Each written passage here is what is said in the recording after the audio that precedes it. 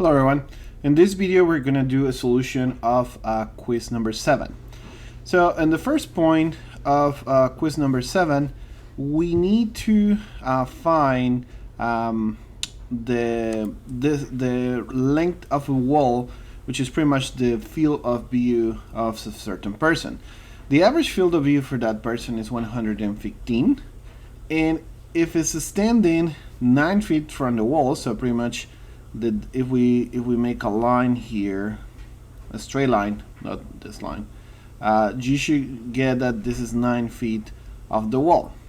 And so we want to know how much can the person perceive. So pretty much we want to see what is this whole distance. Obviously we have an angle here of opening of 115, but since we have trigonometry that we can use, then we can create a triangle where this is a right angle, this is 9, and of course we're going to have 150 degrees divided by 2, since this line that we use splits the angle in 2. So that's going to be around 57.5. So if we use this 57.5 degrees angle, then the only thing that we're missing is finding out what's y, which will be this, and pretty much we have y here and y here, so we need twice y.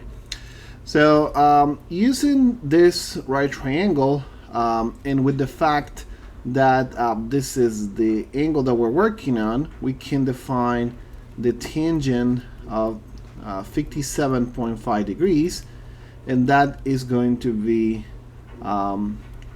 y, which is going to be the opposite to the angle over the adjacent, so y over 9. So pretty much from that we know that y is equals 9 the tangent of 57.5 degrees. You gotta be careful here on obtaining the values on degrees, because if you have your calculator in radians, you're gonna get a different result.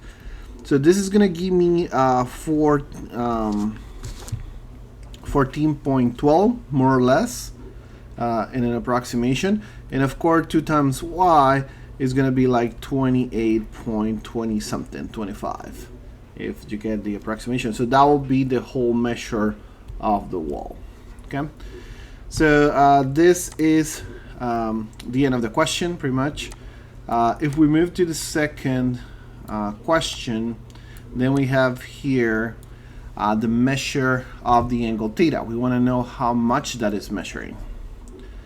And so of course we have information on the sides and the angles here. So again, we can use the tangent of the angle, and the tangent of the angle is just going to be the opposite, which is 12 over the adjacent, which is 7x. Now that we have tangent of theta in the form 12x over 7x, notice that x is common on both places, so we can actually cancel this out and just leave 12 over 7. Now, because we want to measure the angle theta, this is going to be theta is equals tangent to the -1 of 12 over 7.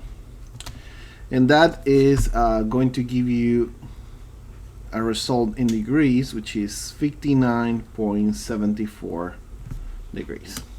Okay. Last but not least, we have the equation, and so we have to determine all the exact solutions, no decimal approximation, of the following equation. So we have cosine of x times tangent square of x equals 3 cosine of x. So the mistake that I mentioned that you should not make is cancel out the cosine. You should not do that. So what you do is you have cosine of x tangent square of x minus 3 cosine of x, and this is going to be equal 0. Now from here, cosine is common, so we can factor cosine. And so this is cosine of x factor of tangent square of x minus 3. As mentioned before, when we have that a product of two things is equals to 0, then each of them has the chance of being equal 0. So we have cosine of x equals 0, or tangent square of x minus 3 equals 0. Now, cosine of x equals 0 has two solutions that can happen. So remember that the cosine in the unit circle becomes 0 when we're in the x-axis, and so that means that x gotta be the angle pi half, or it gotta be the angle 3 pi half. Okay.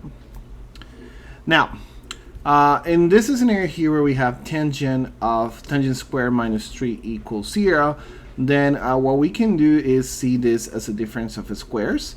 And so we can see this as tangent of x minus the square root of 3, tangent of x plus the square root of 3 equals 0.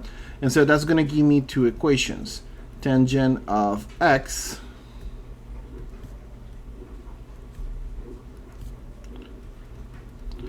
equals the square root of 3, or